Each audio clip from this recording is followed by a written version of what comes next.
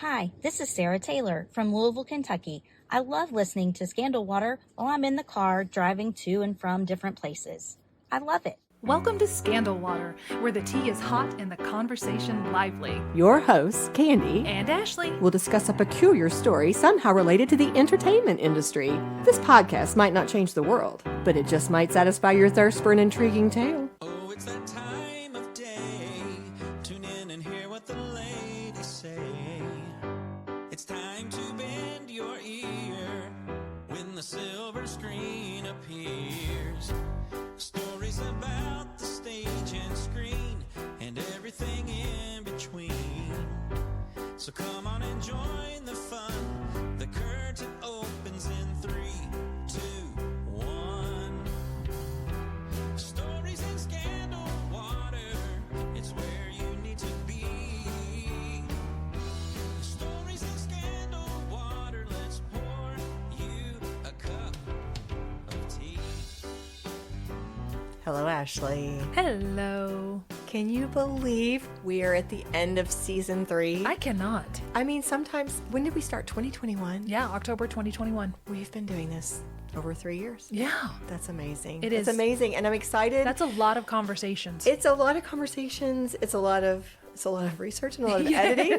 It's a lot of is. fun. Yeah. It's so much fun. Yeah. And this is fun too, because when we do these update episodes, we have the chance to kind of revisit some of our stories. our previous stories and think about what's happened since then. Do we have any new tidbits to share or discuss? Some of the stories we have been following since we started. That is so true. Yeah. That is so true. Little teaser.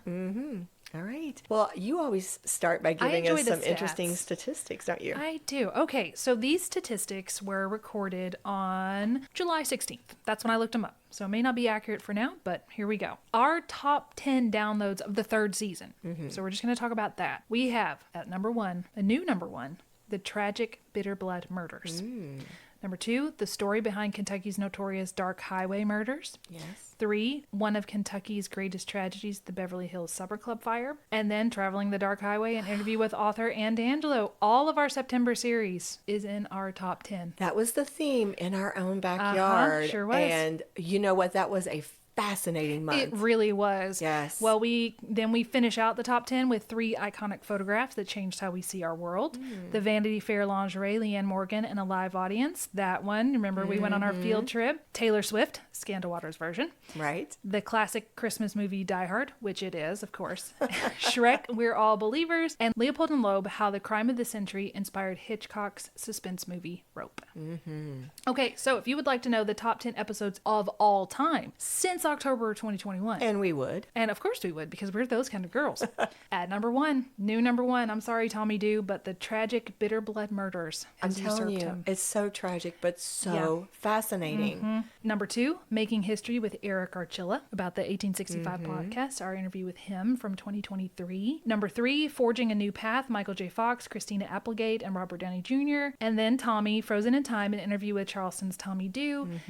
This one has just kept climbing. That's why I think this may not be updated. I think it may even be higher now. Eastbound and Down, Smokey and the Bandit. That's so interesting. It has just continued to grow in popularity since we released it in June of 2023. And then we have our first episode, Staging a Murder, Paint Your Palette Blue and Gray, Vincent Van Gogh, Don McLean, and the Starry, Starry Night, Selena the White Rose, the story behind Kentucky's notorious Dark Highway murders, and still in our top 10. And one of the episodes I'm really proud of, You're Not Crazy, You're Being Gaslighted. I do love that gaslighting episode. I think we need to, I do too. I think we need to revisit that and talk about that subject some more. It's really close to my heart. Yeah. Okay, now I'm going to take us to the states. Top states in the last 12 months. I have to say, South Dakota, I'm so disappointed in you. But you won't know because you're the only state that hasn't downloaded us. No, we've been downloaded by every state. But this last year, South Dakota said, they ain't the girls for me. So Okay. if anybody knows anyone in South Dakota, tell them we're really great girls. That's right. They just didn't want to listen to us. We think we're great. We know you guys think we're Spill great. the tea with us. Come Spill on. the tea, South Dakota. You could have given us a full 50 states, but no. Okay, so here's our top states. Of course, our home state of Kentucky, Indiana, Ohio, Texas, Georgia, and California. And then our top countries in the last 12 months, United States, of course, United Kingdom, India, Australia, and Germany. Ooh, nice. Very nice. All right, and we are going to start with our episode updates now, and That's I right. actually have the first one. We did our, as we've talked about, Dark Highway, and we had a listener send us amazing. I in an love audio this. clip, and I actually have the photographs that she is talking about in this audio clip, but I'm going to play that for you all right now. Having previously read the book Dark Highway, I was especially excited when I discovered that author Anne D'Angelo would be featured on a Scandal Water podcast. One of our dear friends, Tug Hawkins, who is very familiar with the story of Verna Garr Taylor, had actually helped Miss D'Angelo with her research by showing her where the Baker farmhouse was located, as well as where Verna's body was found. The author made reference to him in her credits. My husband had driven me back to where the empty Baker farmhouse still stands, since he was very familiar with it. More than once since discovering its location, roughly 10 minutes from my house, I had driven down the little driveway where Henry Denhart had parked his car on that fateful night. I parked my car, got out, and took pictures of the outside of the house from a distance. The kitchen door was gone, but I was too leery to step upon the side porch where Denhart and farm owner George Baker had talked. After listening to Miss D'Angelo talk about her book, I found courage and decided to take a closer look. Late last summer, I went back to the house, taking several pictures of the interior rooms. As I leaned in through doorways, since I was uncertain as to how structurally sound it was, I found myself wishing the walls could speak. I stood on that side porch again before leaving, thinking, wow. A special thank you to Scandal Water for having Miss D'Angelo as a guest and making this book come so alive for me. Kathy! I know. Oh That's my our friend gosh. Kathy. Isn't that amazing? I had no idea she sent an audio. Yes. When you showed me the pictures that she had sent, Yes. I got chills because remember you and I went and looked for it and could not find. Yes, that's right. And she told us that we didn't go far enough. Right. So she went, and I have a little book that she made for us, which I have to say, like, we're pretty sure this is abandoned. So I don't think that Kathy was trespassing or anything, but it's just Right. abandoned property. No one is taking care of it. The roads are getting redone around it. But she went and she gave us this beautiful little photo album. It's got pictures of Verna. It's got with who they were on the back. She's got Henry. She has got George Baker. She's got the view from where she was. And on the back, she wrote what she was doing. I mean, these are amazing pictures. Unbelievable. Yes. Unbelievable. And then with that audio message Yes. now, Kathy, thank you so much. This is amazing. It really was. And we have to go. We're going to go. We have to go in Yes, person. we're going to go. We should go with Kathy. We should. Let's we do should. it. Okay. Kathy, well, get that ready. was a wonderful way to start. Beautiful first update. Yes. Okay. And guess what? Our second update is also exciting. Yes, it is. So guys, here's what happened. When we were planning for this update episode, we've realized for quite some time how popular our Bitter Blood episode was. It is not only our number one download for audio for our actual podcast data. I don't know if you guys realize this, but we also put all of our full episodes on YouTube, along with, in that case, a few times we will choose to videotape interviews and that type of thing. So if you go to YouTube, sometimes you actually get to watch a video as well. Right. But it is our number one most viewed episode on YouTube that is not video. Right. It's our top audio only. This story really hit a nerve. It really did. I remembered, you guys may even recall I mentioned this in the Bitter Blood episode, that my friend Tammy is niece to Steve Nobles, who was the Oldham County Police Chief at the time of the murders, and also to Lynn Nobles, who was a police detective who investigated the Lynch murders.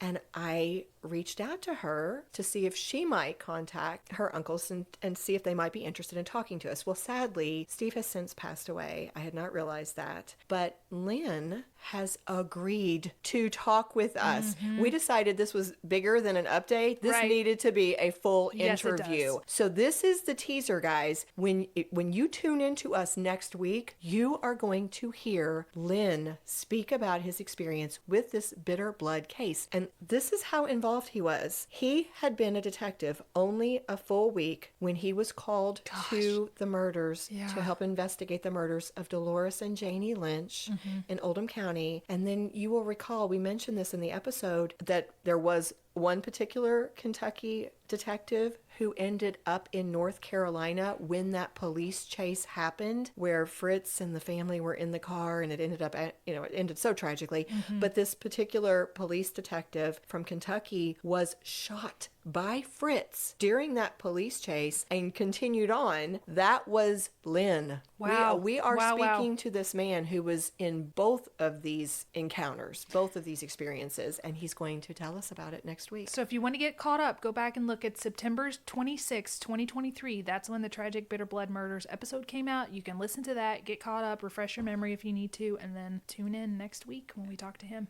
Absolutely. It's going to be fascinating. And next, if you guys will remember, we talked about the 1916 Jersey Shore shark attacks that may or may not have inspired Jaws. And, we just said, wonder if that's still happening. Wonder if it is. Guess what? It is. Yeah. Still kind of gross. Yeah. They're still traveling the waters. So here's what I found. The website for a radio station in New Jersey, 101.5, reported back in May of 2023. That's last year, that a 15-year-old girl, quote, a 15-year-old girl narrowly escaped a shark's jaws while surfing at the Jersey Shore over the weekend. Right. So after she fell off her surfboard, the girl, who was from Pennsylvania, was treading water when a shark came from below and bit her foot. The shark did pull her under, but she managed to get her foot out of the shark's mouth, get back on her board, and make it back to the shore. She did survive, but she needed stitches for the cuts on her left foot and her calf, and they were never able to figure out what kind of a shark attacked her. Thank goodness she's okay. Right. So one of the articles, I read two of them, two different articles. One of the articles tries to make us feel better by saying that, quote, the majority of shark bites are test bites that happen when a shark mistakes a human for another type of prey, like a seal. After the one bite, sharks will generally let go and swim away, end quote. You can see how I feel about that, right? I picked up on a little bit of a tone. And then they add real casually at the end, quote, however, such a test bite can still be fatal depending on where the bite occurs. You think? Oh my gosh. Right? So both articles then go on to share this statement from the borough, quote, this incident serves as a reminder of the potential risk associated with water activities in areas where marine life thrives. According to the International Shark Attack File Beach Injuries and Fatalities Report, you have to have one of those because they happen a lot. Okay, back to the quote. The odds of a shark attack in the United States are 1 in 11.5 million. However, okay, those are good odds. Yeah, right? That's not that low. However low the risk, the borough encourages all visitors to remain vigilant. You know what? Don't even worry about it, because I'm going to remain so vigilant as to not even enter the water. That's what I'm going to do. I'm going to stay on the shore and wave and be... No. This just 1917, 2023, still happening, still me in the sand, looking at the water.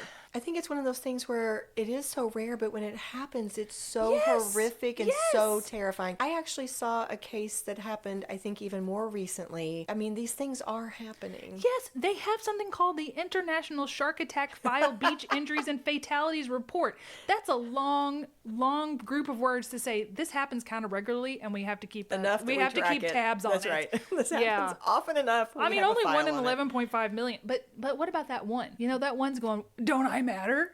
Sorry. I'm sorry. You feel passionately about this. I did not realize how passionately you felt. I do. I think it's awful, and I'm going to stay out of the water. So there. It is scary. It's awful. It is. That poor girl. I know. Well, let's move to something better. Something a little more uplifting. Okay. You'll remember back when we had our Tenacious to a T month, Tyler Perry was one of the people that we focused on, and we mentioned in that episode that a new documentary was coming out about him called Maxine's Baby. And by the way, you can watch it for free if you have an Amazon Prime Video membership, which I happen to do. So guess who got to watch it. You did. I want to give you just a quick update. I enjoyed this. Did you? I did. I really, really want to see it, and my life has not been where I could do that. But Right, I'm you've been a little hoping busy. Once in like a week, I'm gonna slow down, and maybe I can catch up on some of this stuff. But I want you to tell me about it. I will tell you, it's funny. I'm sure it's just my perspective as the researcher. It's always affirming when I'm watching something and I'm like, oh, good, we talked about that, or we mentioned that, or okay, we got that. Yeah. I was happy to see that we actually did hit on a lot of things that they brought out in this documentary. But you guys know what you love about a documentary is that you get to see so many visuals. You're seeing the pictures, you're seeing the video clips, and then you are hearing firsthand from people who are telling you, whether it's Tyler's cousin or whether it's Tyler himself or people who've worked with him or friends like Oprah, you're hearing all these personal recollections and reflections, and it just is so powerful. So I found it fascinating. I really enjoyed it. What I also appreciated was that the documentary did address topics that were very personal head on, including a few things that might have been a little touchy. So, for example, we hear about the abuse that Tyler suffered when he was young, and he addresses some of the questions that people may be wondering. For example, why did your mom stay with this man who was treating you that way? Or he talks about how it actually hurt that a lot of the criticism that he has received has been from the Black community when he felt like, he'd really been trying to consider them and meet their needs and kind of in some ways really honor that audience. And so he talked about things, he addressed some things, and I thought to give you an example, I would let you hear one short clip. Sure. Having my sister at 18, my other sister at 19, Nia 24, and here we are. She's a Black woman in Louisiana with 3 kids. What does she do? What does she do for work, to pay, to support us? What does she do? She stayed. And I have absolutely no judgment for her because of the pain and the hell she went through herself just to survive and to keep the peace. And on top of all of that, she loved him. Don't know how or don't know why, but I knew she did. She loved him until the day she died. I don't know, just to hear him. Yeah. He has so much compassion and empathy, and I like him so much. And I love how he was able to see the good in something that could be so controversial and something that he didn't understand. But he didn't blame his mom. He had no judgment for her. She did what she felt she had to do. But also, he even says she loved him. I don't know how, I don't know why, but she did. And he honored that. He was able to. Yeah. I mean, he really did just adore his mother. In fact, I will tell you, one of the most emotional moments, the moments that touched me was right at the very end of the documentary. You have the person holding the camera has zoomed in on Tyler's face and says, tell us your name and who you are. And Tyler says, you don't know who I am? And he says, but I want to know, like, who do you see yourself? Are you Tyler Perry, the director? Are you Tyler Perry, the father? He says, I'm Tyler Perry. I'm Maxine's baby. Oh my gosh. And it got me. Oh. It got me. But it was powerful to see it firsthand, to hear firsthand as they talked about things. For example, they tried to speak with Emmett Sr. They went out. Remember, Tyler Perry bought his home and is supporting him. Yeah. And they drove out to try to get him to speak for the documentary, and you hear him yelling at these people, get off my property. I think it was actually Tyler's cousin who had gone with them to kind of be a representative, and he is just acting so ugly to him, and you're thinking to yourself, goodness, if this is how he's acting, talking to somebody related to him who's just trying to speak with him, what was it like for a young child? So I would recommend you go watch it. I am going to watch it. Especially if you're a Tyler Perry fan or if you'd like to just learn more about him. I am both of those things. Well, I am there a you fan go. and I would like to learn more about him. Okay, so the next thing that I had is we wanted to know, Hitchcock. Right. We had a big series on him. We did. Really liked our series. I enjoyed our It was Hitchcock a series. lot of work. It was a lot of research for you, but I thought it was absolutely fascinating. I really did. And it was that combination of this incredible director doing incredible work and the actors and everybody involved, while you also had the whole true crime element that we all find so fascinating. Right. It's sort of like Vincent van Gogh. When we thought about it, we thought last year, will there be any updates on Vincent van Gogh? Turns out there was, and there's stuff to share about Hitchcock. There's a couple things. I've actually got two different things. The first is an overall update or something to look forward to, because there is an annual Alfred Hitchcock Festival. I did not know this was a thing. I didn't either. The last one was in late March of 2024. It was located in California at the Scotts Valley Cultural and Performing Arts Center, where I'm going to guess that the festival takes place every year. I'm sure they'll say if it's different. The 2024 festival, listen to who they had lined up. It included a talk with, I'm going to assume this is pronounced Terry, it's T-E-R-E, Terry Karuba, Hitchcock's granddaughter. Oh, wow. A video interview with Tom Lambs, L-A-M-S, Hitchcock's animal trainer on The Birds and other movies.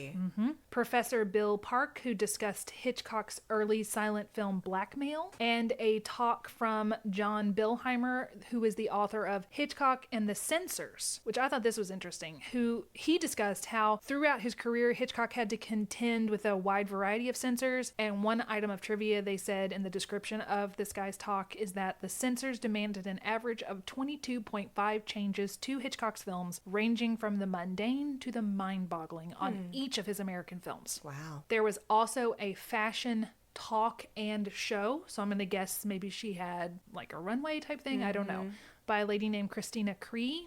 And she discussed the partnership between Hitchcock and Edith Head, as you remember. I've requested her as a talk pick before. The description for that said that Edith saw costume design as a way to, quote, suit the character and advance the storyline. And Hitchcock saw it as a way to, quote, express the psychology of his characters. Ooh. And their collaboration spanned over 20 years and 11 films. Wow. So, if all this sounds as intriguing to you as it does to me, and you live in California and you're listening to us, which you might be because you're one of our top states, mark your calendars now for the 2025 festival, which is scheduled for March 13 through 15. Nice. Yes. Now, for something more directly linked to the episode we actually released, the band Judas Priest, which I have to confess I do not listen to. You know, not my style, but some people love them. That's great. They released a new album in 2024 called Invincible Shield. This album broke the US top 20 and went #1 in 7 European countries. Wow. It's pretty good. But how it connects to us is that the final track on the album was called The Lodger. There you go. And it was inspired by the Hitchcock film of the same name. So the website states that, quote, songwriter Bob Halligan Jr. orchestrated his own score for the black and white movie. His 6-piece Celtic band Kelly Rain, I think that's how you say this, Ceili. We're going to guess that, and I'm sorry if that's wrong. They performed it live at a 2017 screening in Iowa. Halligan also has a history of writing songs for the band. So the next year when he went to see a Judas Priest show, he met up with him backstage. So this was something he just did. They said, could you come up with something new for them to for us to record? And Halligan thought back to his movie score. He said, quote, I had written it very heavy so that people wouldn't laugh at the 100-year-old overacting, overly made-up characters. I knew the main theme from that score would be a perfect jumping off point for the song with lyrics. So I wrote the song, and it was the only one I submitted. They used my original recording as a starting point, and I love what they did to bring it more to life than I had done. They are indeed amazing. That is the end of his quote. So let's see what the band feels about the song. Their guitarist, Richie Falker, is quoted in this same article saying, we'd write some other songs and then would creep back into our consciousness. There's something about that track. He wanted us to priestize it, so we had to go at it. You can imagine it on Broadway, like a melodrama. It's very unique, and for that reason, we wanted to include it on the deluxe edition. We did the right thing by putting it out. And I listened to it. It is pretty cool.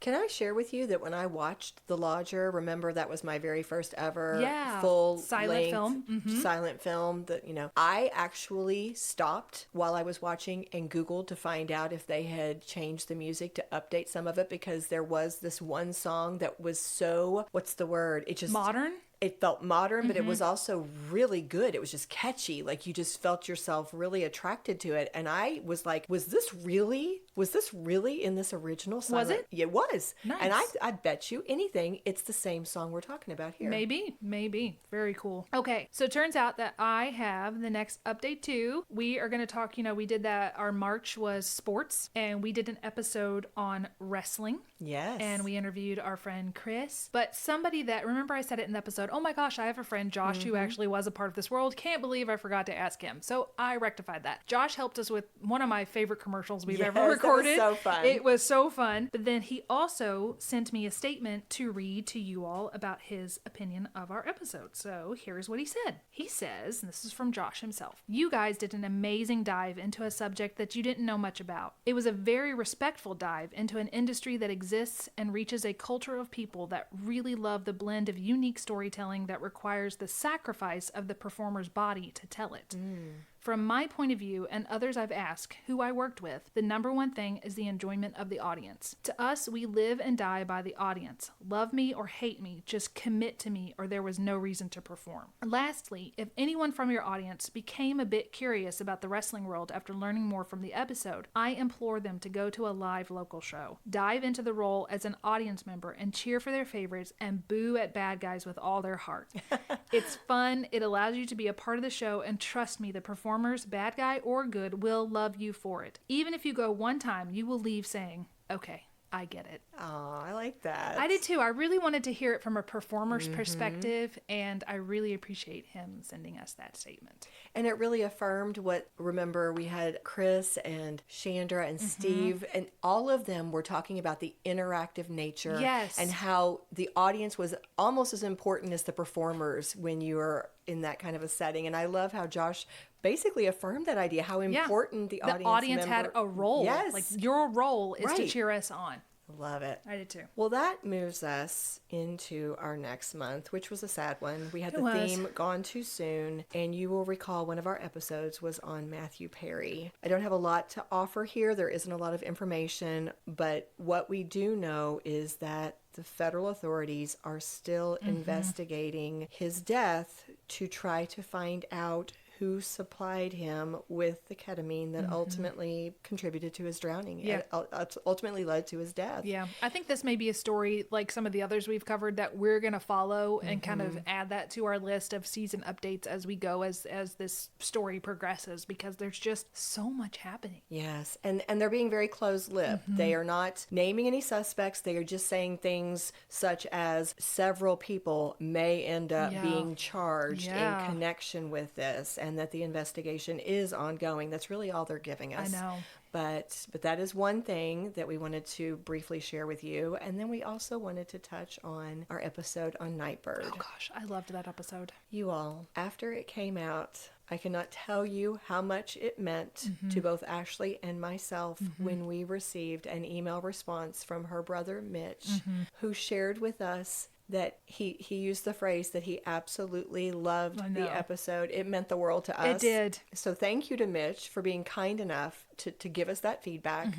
So that's number one. That's one thing we wanted to say. The other thing that we wanted to briefly mention is that, remember, they are still continuing to raise funds for their mission. And so they have been releasing things such as new merch that follows up on a poetry book that was released at the end of the year. So just to kind of catch you up on what's been happening, remember, Jane was actually working on reaching out to people and trying to support other cancer victims even before she passed. And then her family decided they wanted to continue this through releasing Jane's art, a book, CDs, merchandise, different things. That's how they are able to continue running the Nightbird Foundation. All of it goes directly into those funds. From their website, they say, as we continue to fuse these two brainchildren of Jane's, Nightbird and the Nightbird Foundation, we hope to further impact the world with Jane's words, art, music, poetry, essays, and more, with proceeds moving to the Nightbird Foundation. With all of that said, we are honored to continue to raise funds for the foundation through Jane's art. When we released the poetry book around early Christmas season last year, we had no idea you all would be interested in merchandise designs from the book of poetry's Poems for the Dark. So upon popular request, we've taken the illustrations from the book and place them on some merch we feel you all would like in the poetry collection section. We will put a link in our show notes if you are interested in supporting the Nightbird Foundation, purchasing some of the merch or any of other Jane's art, music, whatever it might be. You can do that through our show notes, that link. I love it.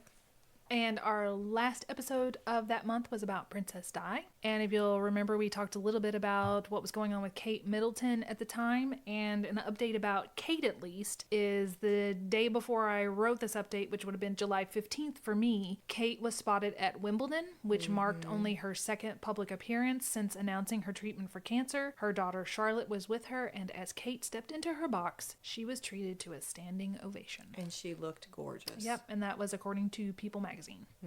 Did you see the clips? No, I just saw the picture. I saw the picture of her and Charlotte's like smiling at each other, and yeah, so she's doing okay. Yeah. I saw it on some different news features, and she just looked so beautiful. I loved seeing her. And she, I think, you know, it might be me reading things into it, but to my mind, when she received that response from the crowd, it looked like it touched her. It meant something to her. It really did. Yeah. It really did. So I have the next update, and it is regarding our episode children shows, Scooby-Doo. We have a dear friend, Jonathan, who has his own podcast, It's Your Break, and he sent us in an audio clip responding to Scooby, and here it is. Hey, this is Jonathan Mertz, and real quick, I want to thank Candy and Ashley here on Scandal Water for allowing me to come on and add my 2 cents to an episode that I extremely love and hold dear because of some biases anyways. That episode was their episode on Scooby-Doo. And like many of you, it may have been your favorite cartoon. It was mine. It's the one I kept playing over and over and over again. And I loved it so much that I did a parody of it on my Adventures with Bubba podcast, where Bubba got to meet Scooby and Shaggy. And by the end of the episode, Bubba got to meet the rest of Mystery Inc., where one in particular Scandal Water member got to play the role of Daphne. It's no other than Ashley Raymer Brown. Take a quick listen. Now tell me again, what did y'all say you were doing around here? We are mystery investigators, and we have come to look into reports of a zombie reported around here. Like, is there another one? Another one? Like, yeah. There was this reporter dude, and he was turned into a zombie. She did an amazing job for that role. She really did, and came through. But I wanted to add a couple things that were missing from that episode. And rightfully so, because it's over 50 years of information in multiple iterations of Scooby-Doo. One being that Casey Kasem originally auditioned for the role of Fred and got the Shaggy role. And Frank Welker originally auditioned for Shaggy and got Fred's role. That's just amazing. And in another episode, Casey Kasem played 2 iconic characters. He was Shaggy, and he was the boy wonder himself, Robin, as he was the original cartoon voice for Robin. This show had so much talent. It was amazing. Don Messick, who played the original voice of Scooby-Doo, was also Papa Smurf. And Frank Welker, who played Fred and later Scooby-Doo, as indicated in that episode, was also the original voice of Megatron, Garfield, and Curious George. All I can say is, mwah, like you hit it right on the head. But you don't have to take it from me. Take it from my pal, Scoob. Yeah, that's right. Like, really cool job, Scandal Water. I love how he brought out the voice actors. Yes, Yeah, yes, that that's was really important to him. nice. Yeah. First of all, I didn't know all that about Casey Kasem. Right. So that was fun. And I appreciate that he really called them out and gave them a little shout out there. Yes, yes, and he gave me a shout out too. He did. And I've heard you did a fabulous Thank job you with very that. much. Thank you. And thank you, Jonathan. Well, that brings us to Bluey. And I have a sweet little story to share with you here. You guys have heard my friend Christine before. She's done a shout out for us. And then we mentioned her back when we were doing the Selena episode because she's the one who recommended that topic. Oh, yeah. Well, she's one of the sweetest, kindest people you'll ever meet. And she's a really big supporter of Scandal Water. And so I happened to run into her one day. And she shared with me that she was unfamiliar with Bluey, had never seen it before, but she enjoyed our episode so much and she liked the sound of it so much that she went and discovered there is a Spanish version of cool. Bluey. And she is a Spanish teacher. She teaches Spanish for a Christian consortium. So she is going to use some of the Spanish versions of Bluey with her students, she said. I thought that was lovely. That's pretty cool. Yes. Well, guess what, Ashley? I think that brings us to the end of our updates for season 3. Yes, but there's a couple stories we've been following, and it usually was me updating these 2 stories, but you have graciously, considering my schedule, you took on the task of updating, but I am fascinated to find out what you found out about these 2 stories. Well, it is interesting, I'm going to tell you. Yeah. And I also have a surprise for you. Ooh, I one love you're it. not expecting. Oh, I love it. And it's the juiciest one. Oh, okay. Yeah, okay. So, Rust, if you've been watching the news, you probably already know, but let me fill you in. And this is the story that I alluded to at the top that literally came out the month we started our podcast. Yes, it was one of our very first episodes, and here we are still talking about these Well, updates. it wasn't, we didn't cover this particular story, but you did an episode called Killed on Film, and after we released that episode, this horrific event occurred, and our listeners were like, oh my gosh, you have to follow this story. Absolutely. Yes. Well, I'm not sure you're aware. They actually did finish that film, Rust. Yeah. They continued their production. They finished it out with Helena Hutchins' widower, Matthew, as an executive producer on that. That was a position that he negotiated as part of the wrongful death settlement that he made with the production company. They still don't know when they can't find distribution. Right. They don't know when it's going to come out because, as you said, they're working on trying to find a distribution deal. But in the meantime, what else has happened is the film's armorer, Hannah Gutierrez Reed, was found... Well, she was convicted of involuntary manslaughter earlier this year, and she is currently serving an 18-month prison sentence. Yes, which was the maximum in the case that she could have gotten.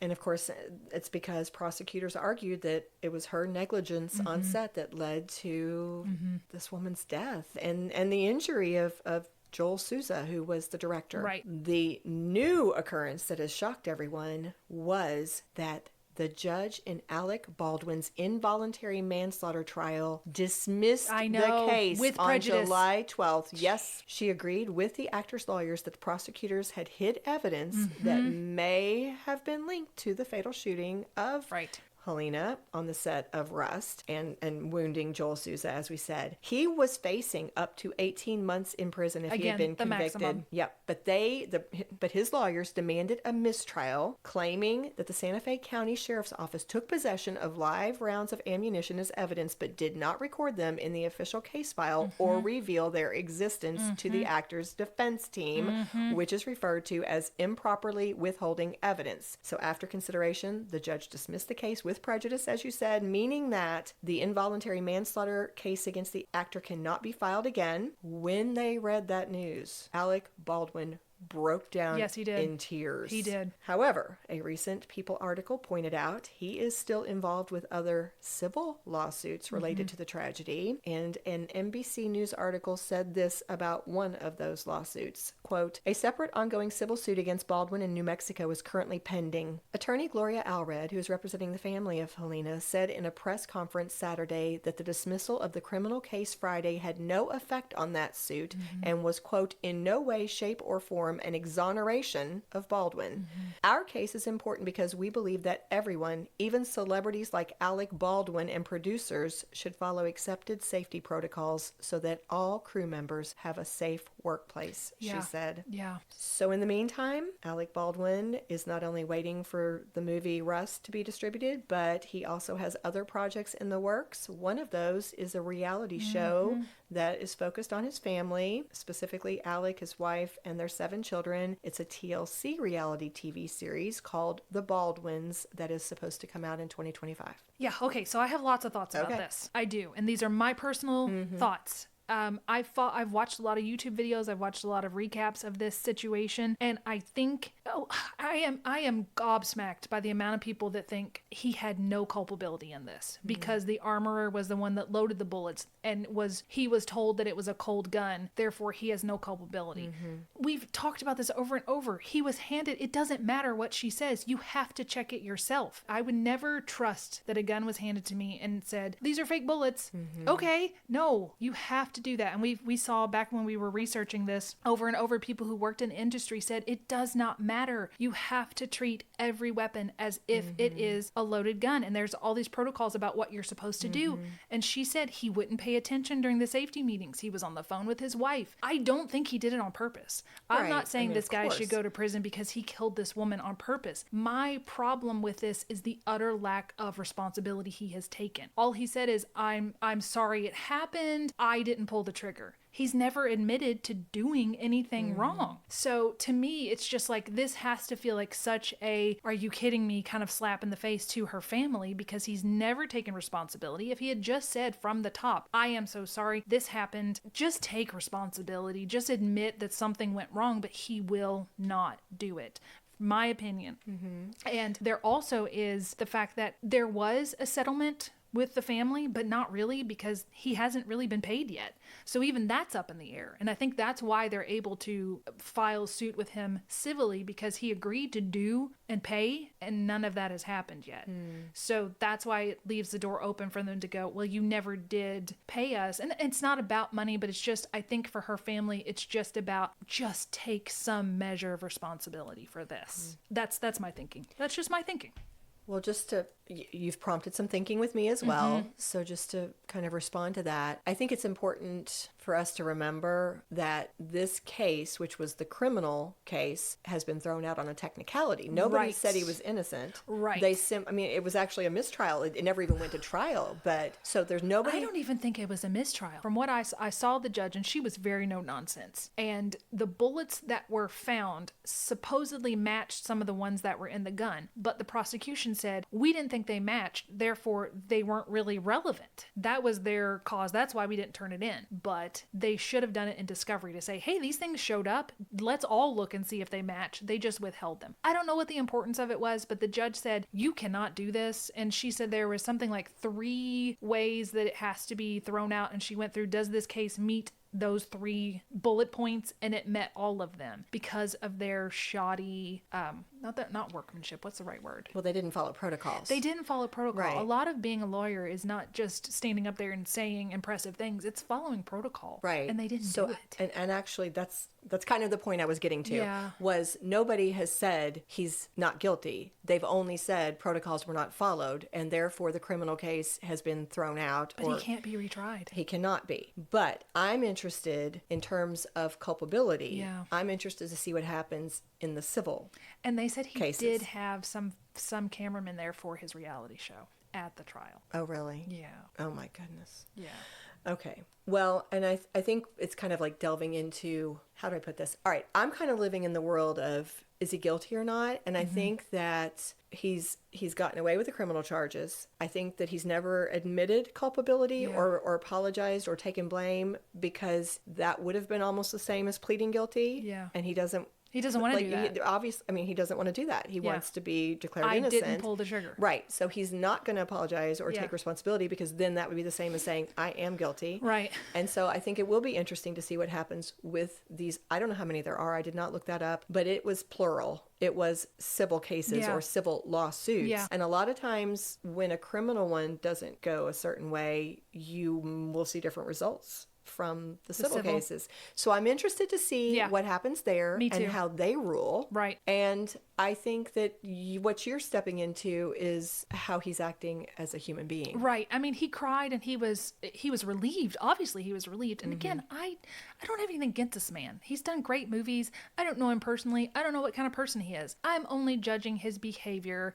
Yeah, I'm a big judge of behavior, but I'm only judging how he responded to this particular situation. I don't care who he was. He should have just owned up to it from the start. This was a horrendous accident. What can I do to make it better? What do I need to do? But he didn't do any of that.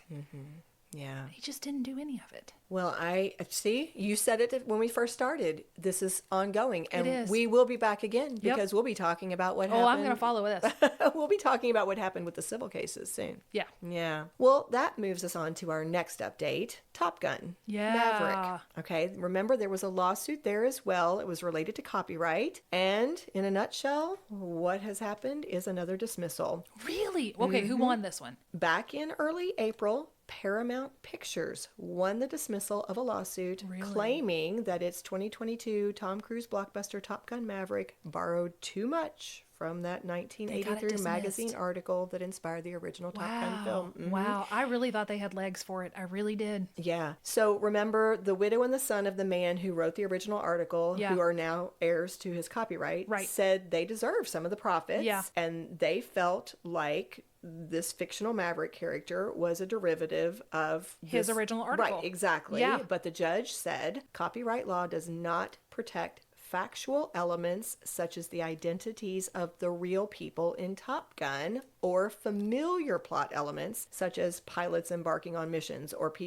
pilots being shot down, or them carousing at a bar. Those are just kind of these widespread, generalized things. Yeah. The heirs responded to the decision by saying they do plan to appeal, but I looked it up, and as of right now, I could not find any updates on that. Okay. I remember from the last update where they had specific instances of, from that original article, of scenes that he wrote about that specifically appeared in the sequel. And I thought, wow, this really does have legs. So I'm sorry for them. Well, here's the surprise. Okay, what you got? I didn't even realize this was a thing.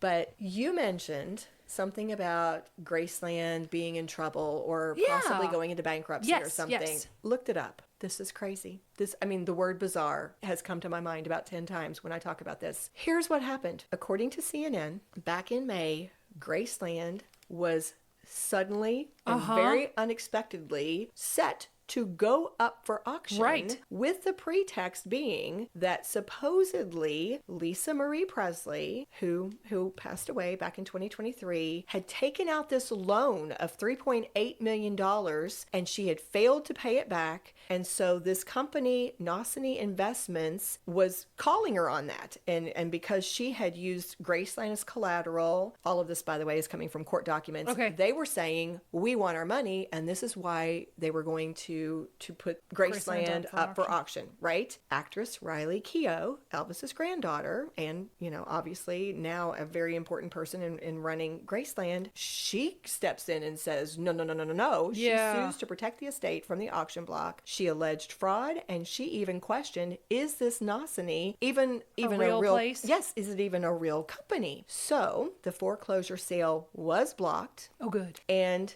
Nosany Investments dropped its efforts to foreclose. Ooh, wonder who they sent to their door. Well, listen here. I'm listening. Okay, so this Nosany Investments, people were reaching out to them. So this Nosany Investments apparently sends an email to the New York Times claiming responsibility, openly saying that we figure out how to steal. That's what we do. Supposedly based out of Nigeria, just proclaims to be this person or company or whatever that does identity theft. What? And set it to more than just the New York Times. Because why would you send that to the New York Times? I am not sure. Okay. But CNN reached out to them. Other media outlets were investigating. They sent communications to this email address. They also got responses.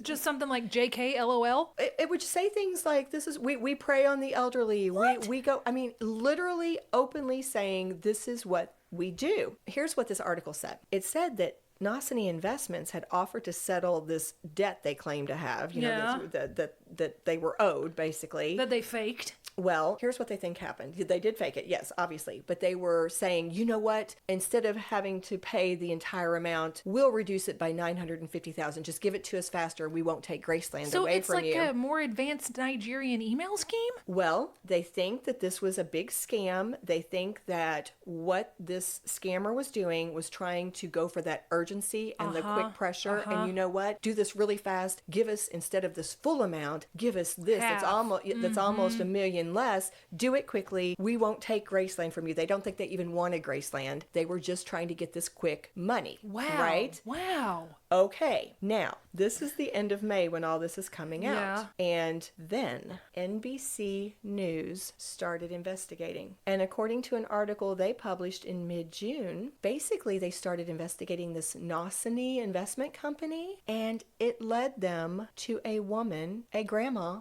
in Missouri, who has gone through a whole bunch of different names, but one of them that she uses is Lisa Holden. And here is a quote from the article that shares just a little bit of the evidence that seems to connect this lady. I'm going to use the word alleged, okay. But seems to connect this lady to the Graceland scam. NBC News found Lisa through Facebook and Google, where she appeared to use the name Nosany to post negative reviews for people and businesses she didn't like, and positive reviews for those she did. More than half a dozen links seem to separately connect Lisa with the foiled attempt at Graceland, including phone and fax numbers, post office boxes, and fake personas. So they have all these different connections that seem to be connecting her to Graceland, to the scam. The other thing that they reported was they'd actually talked to people who knew her, and one of those, a friend of this lady's, had said she confided in him details about the foreclosure scheme, and he said that he had told the FBI everything he knew.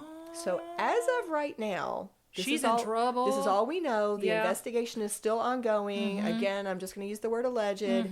But in this really detailed article from NBC News, they made this lady sound like a really scary scammer, like one of those that comes after you and she will not let go, and she gets and just like harassment. So she's pretending to be campaigns. the Nigerian company? Yes. What in the world? I know. Oh my gosh. I could not believe it. I could not believe it. But so there you go. I cannot believe that then. I couldn't either. I thought, isn't this funny that I didn't even realize anything was going on with him? Yeah. And where that led, this was the juiciest little scandal water of all. Yes, indeed. That tea is piping hot. It is. Oh my gosh. So I thought that would be a fun way to end too. Not fun for Lisa. Well, no, and probably not fun for anybody messing with her. No. You know what? I'm going to tell you guys. I'm going to warn you all right now. I'm going to give you my own personal experience with the potential scam. It's nothing to do with this, but it reminded me, and knowledge is power. Da, da, da, da. Whatever that is. I got a text message during theater camp from the post office saying, and I almost got pinged, but then that little brain matter goes, wait a minute, because I was expecting a lot of packages. I've been ordering a lot of stuff for the show that I'd been working on, and I'd been getting packages every single day. Got something from the post office that said, hey, we couldn't deliver because your address wasn't legible. Could you click on this and fill out your address? And I was in a rush, and I clicked on the link, and I filled out my address, and it said, we're just going to charge you 27 cents to pay for the postage, and you can pay it with a credit card. And I went, Right. My dad was a postman, and I mean, of course things have changed, but I don't remember that ever being a thing. The post office, when I grew up, Larry the postman would leave a little note in our mailbox and said, hey, I couldn't deliver this or whatnot. Right. So I tried to call the post office, and that was futile because it's just automated. I ended up finding the number from my local branch, and I said, here's what happened. Is this real? Is this something you all do? He said, no. That is a scam. Do not listen to it. And the other thing that gave me a kind of clue is at the end of the text, it said, the USPS post office wishes you a good day. I was like, no, they don't. No, they don't. No. Do you know that right before we started recording, I was quickly flipping through to see if I missed any texts or emails that were important, and I had a message from Amazon saying, watch out for scammers, that people are sending messages very similar to what you just described that are saying, we couldn't deliver this to your address, and click here. And it took me to the post office site. That's the thing. The website they gave me in the text took me straight to the actual U.S. post office because I clicked on the phone number, and it took me to the post office, and they said, it looked very legit. They can copy whole web pages and make it look real. So anytime, guys, anytime somebody asks for your credit card for anything, even if it's for 27 cents, because all they're trying to do is get your credit card number, which I didn't fill it out. And then I've gotten that a couple more times, and I've just reported it as spam. But don't give anybody your credit card. Always call the original source to see if it's real. Don't trust emails or texts or anything like that. That's a good public service It announcement. is. And also, I'm sitting here thinking, how scary is it that a grandma from Missouri almost forced Graceland Into foreclosure. right. I mean, that's terrifying. Evil people get old too. You know, they do. That's the thing. They do. Oh, you're so funny. Okay, all right. I think that brings us to the end. Guys. That's it. We are Ba-da-dum. almost at the end of season 3. Normally our update episode is The last episode. finale. It is the final episode. But remember, guys. Next week we have an encore. That's right. A very, very special episode. Do not miss this interview next week with Detective Lynn Nobles, who was part of the Bitter Blood investigation.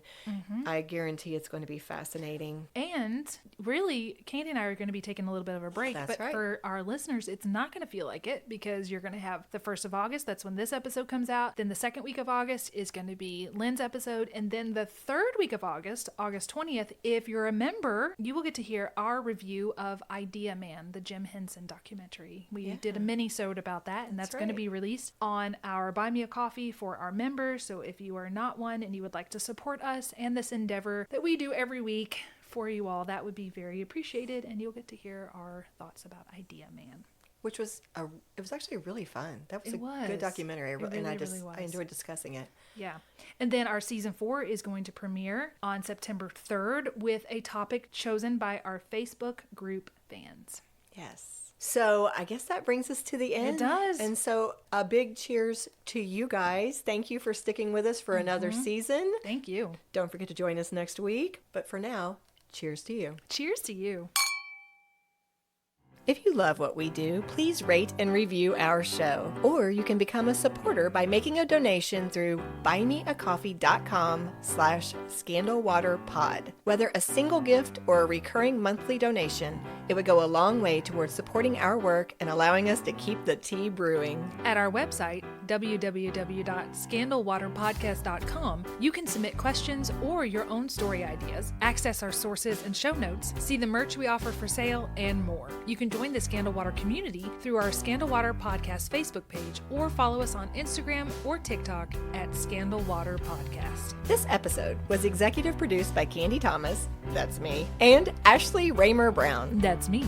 It was researched and written by Candy Thomas and edited by Ashley Raymer Brown. A special thank you to Josh Martin, who wrote, composed, and performed the Scandal Water theme and other music, Matt C. Adams, who created the artwork, and Joshua Reith, who designed our website and provides ongoing technical support. As a reminder, this podcast is purely for entertainment purposes. The thoughts and opinions of the host during each episode of Scandal Water are their own and do not reflect the opinions of any future guests, advertisers, or clearly professional psychologists. Thanks for listening.